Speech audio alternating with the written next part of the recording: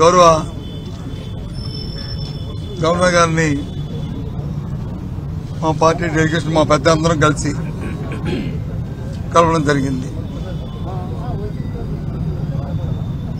ముఖ్యంగా ఇవాళ అధికారం ఉన్న కూటమి ప్రభుత్వం చంద్రబాబు నాయుడు నాయకత్వంలో వారు చేస్తున్న అగత్యాలు కానీ వారు చేస్తున్న చట్ట వ్యతిరేకమైన చట్టాన్ని చేతితో తీసుకుని చేస్తున్న కార్యక్రమాల్ని ముఖ్యంగా మా నాయకుడి మీద మా నాయకుడికి మాజీ ముఖ్యమంత్రిగా వారికి ఇవ్వాల్సిన సెక్యూరిటీ కానీ వారు పర్యటనకి వెళ్తున్నప్పుడు తీసుకోవాల్సిన జాగ్రత్తలు కానీ తీసుకోకపోవడమే కాకుండా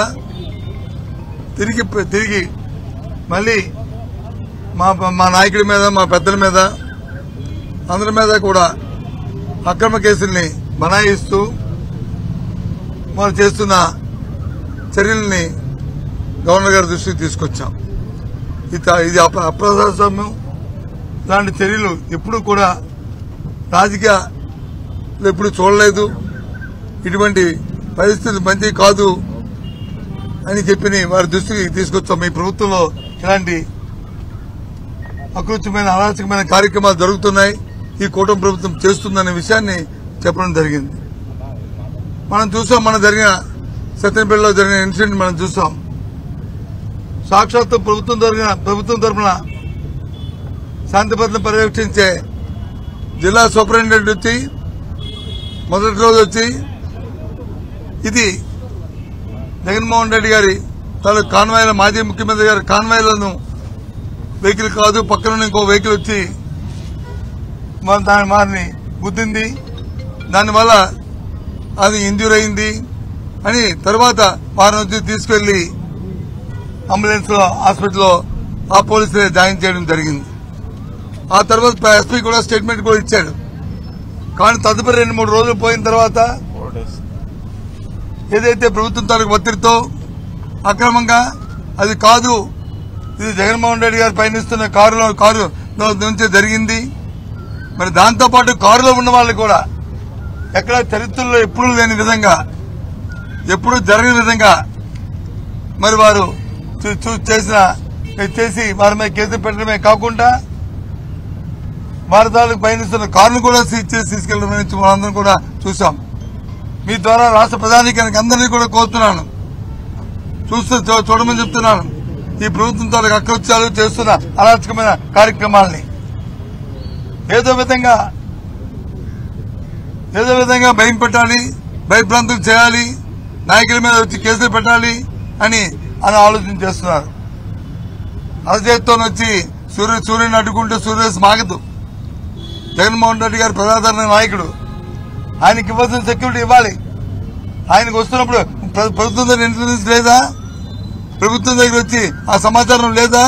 ఇది చేతకాని ప్రభుత్వమా? లేకపోతే సమాచారం తెలుసుకోలేని అంత దత్తమ్మ ప్రభుత్వం ఈ ప్రభుత్వం? ఎందుకు ఆయనకి తగ్గ ఏర్పాటును చేయలేదు? అది మీ బాధ్యత కాదా? మీ బాధ్యత లేదా అని అడుగుతున్నాం. తిరిగి పైపెచ్చు మీకు మానవత్వం లేదు అంటే ఏ ఒక్కరైనా సరే ఏ చిన్న ఇన్సిడెంట్ జరిగినా అయ్యో ఏదో జరిగిందని మనం వెళ్తున్నప్పుడు ఆపి చేస్తాం. అలాంటిది అక్కడ వచ్చి 1000 మంది ప్రజలు ఉన్నారు, 100 మంది ప్రజలు ఉన్నారు. నిజంగా మీరు సెక్యూరిటీ ఇచ్చారంటున్నారు, మీరు ప్రొవైడ్ చేస్తామంటున్నారు.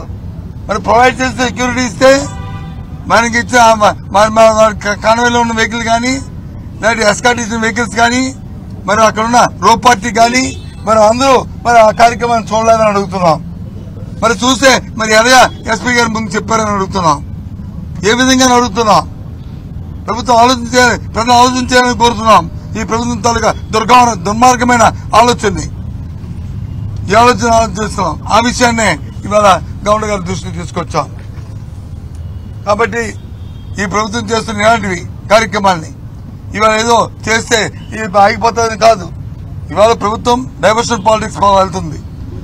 చేతకాక 1 సంవత్సరం అయిన తర్వాత ప్రజలకు ఇచ్చిన వాగ్దానం నెరవేర్చలేక ప్రజలతో చిత్రీకరించబడుతున్న తరుణంలో ఇక లేక ఇలాంటి కార్యక్రమాలు చేస్తూ బురద జల్లే కార్యక్రమాలు చేస్తుంది. మాది ప్రతిపక్ష పార్టీ. ప్రజల తరఫున మేము గొంతెత్తి అడగవలసిన బాధ్యత మాకుంది. ఆ ప్రకారమే ఇవాళ ఈ తెలుగుదేశం పార్టీని, కూటమి ప్రభుత్వాన్ని, ముఖ్యంగా చంద్రబాబు నాయుడిని ఏదైతే ప్రజలకు వాగ్దానాలు ఇచ్చి చేశారో, ఎన్ని ఇలాంటి అక్రమ కేసులు పెట్టినా, ఏం చేసినా అవన్నీ నెరవేర్చే వరకు మెడ నుంచే సరే ప్రజలకు కార్యక్రమాలు చేసే కార్యక్రమాన్ని మేము చేస్తాం. అది మా బాధ్యత. ఆ కార్యక్రమాలు చేస్తాం. కాబట్టి రాష్ట్ర ప్రధానికి అందరినీ కోరుతున్నాను, ఈ ప్రభుత్వం తాలూకా కుతంత్రాలు, కుయుక్తులు, వారు చేస్తున్న కార్యక్రమాలని దయచేసి ఆలోచన చేయండి. ఇటువంటి నీచమైనటువంటి దుర్మార్గమైన పరిపాలన ఎప్పుడు కూడా ఈ రాష్ట్ర చరిత్రలో స్వాతంత్రం చూడలే. ఆలోచన చేయమని పెద్దల్ని, మేధావుల్ని అందరినీ కోరుతున్నాం. మా పార్టీ ప్రతిపక్ష పార్టీగా మా బాధ్యతను మేము ఎప్పుడు నిర్వర్తిస్తామనే విషయాన్ని మీ ద్వారా తెలియజేస్తున్నాం. శాంతి భద్రతలకు విఘాతం కలిగిస్తే తొక్కిపెట్టి నార తీస్తాం, లేకపోతే మక్కలు ఇరగదీస్తాం అంటూ కూడా డిప్యూటీ సీఎం పవన్ కళ్యాణ్ మాట్లాడుతున్నాం. సరే, ఎవరు మాట్లాడే డిప్యూటీ సీఎం పవన్ కళ్యాణ్ మాట్లాడి ఎవరు ఏం చేస్తారని నరతీస్తారా? ఎవరు నరతీస్తాడు? ఎవరు మక్కలేదు? ఏమనుకుంటున్నారు? ఇది ప్రజాస్వామ్యం. ఈ ప్రజాస్వామ్యంలో ఎవరు మొక్కలు ఎవరు తెలియజేయకూడదు. ప్రజలు అందరి తాలూకా మొక్కలు తీస్తారు, నారతీస్తారు ప్రజలు. ఈ ప్రజాస్వామ్యంలో నుంచి హక్కు లేదు. నీ బాధ్యత కాదు. ఒక మాజీ ముఖ్యమంత్రి వెళ్తున్నప్పుడు అవ్వలేదు, మీరు ఎలా గొంతు చాటలేదు? అంతకుముందు చంద్రబాబు నాయుడు గారు ఆయన ప్రతిపక్ష నాయకుడు ఉన్నప్పుడు ఏమని చెప్పాడు? మీ ప్రభుత్వం బాధ్యత కాదా? ప్రభుత్వం తాలూకా ఇది కాదా? ప్రభుత్వం చేయవలసిన కార్యక్రమం చేయరా? ఎందుకు చేయరని అడిగారు లేదా? మరి ఇవాళ ఏమైందా గుణం? ఏమైందా బుద్ధి? ఏమైందా తాలూకా ఆలోచన? ఏమయ్యా మాటలు ఇవాళ ఏమైనా అడుగుతున్నా? ఏంటమ్మా?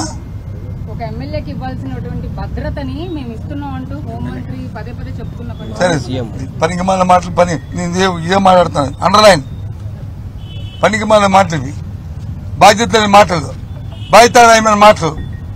బాధ్యతారమైన మాటలు. ఆయన ఒక ఎమ్మెల్యే కాదు, ఈ రాష్ట్రానికి మాజీ ముఖ్యమంత్రి. అది గుర్తుంచుకోవాలి. ఎమ్మెల్యే కాదు, మాజీ ముఖ్యమంత్రి. ఇవాళ నేను వచ్చి ఎమ్మెల్సీనే కాదు, ఒక అపోజిషన్ లీడర్ కౌన్సిల్లో ఇవాళ. అది గుర్తుంచుకోవాలి. అంతేగాని మానేసి ఆయన ఎమ్మెల్సీయే, ఒక ఎమ్మెల్యే అంటే ఏంటి మాటలు? అంటే ఎంత బాధ్యతారహితంగా ఉంది, ఎంత బాధ్యత లేకుండా మాట్లాడుతున్నారు అనేది ప్రజలు గుర్తిస్తున్నారు. మరి బాధ్యత ఒక ఎమ్మెల్యే అంటే మరి అంతకుముందు కూడా చంద్రబాబు నాయుడు వెళ్ళినప్పుడు వచ్చి ప్రభుత్వానికి ఎందుకు లేదా హక్కు? మీరు ఎందుకు ఇది చూడలేదు? ఒక మాజీ ముఖ్యమంత్రి తెలియదా? మీకు జడ్పీఎస్ ఉన్నారని తెలియదా అని ఎందుకు అడిగారు? ప్రభుత్వానికి కొన్ని నిబంధనలు ఉంటాయి. చట్టం ప్రకారం ఎవరైనా సరే ప్రజాస్వామ్యంలో చట్టాన్ని గౌరవించాలి, చట్ట ప్రకారం నడవాలి, చట్టాన్ని అనుకుని దానికి అనుకుని వెళ్ళాలి, ప్రజాస్వామ్యం పరిరక్షించుకోవాలి. మా బాధ్యత మేము అదే చేస్తాం. మేము ఎక్కడ చట్టాన్ని డివైడ్ అవ్వం. మా బాధ్యత మేము నెరవేరుస్తాం. ప్రతిపక్ష పార్టీగా మా బాధ్యత నెరవేర్చుకుంటూ మరి అధికార పార్టీని పదే ప్రశ్నిస్తాం. వాళ్ళు నారతీయడం ఏంటి, వాళ్ళు మొక్కలు తీయడం ఏంటి, ఏంటనుకుంటున్నారు? ఇది తెలియక చిన్నతనంగా మాట్లాడుతుంది తెలుగు తక్కువ మాటలు. అవి ఇతరులు చేసుకోవాలి. ఓకే.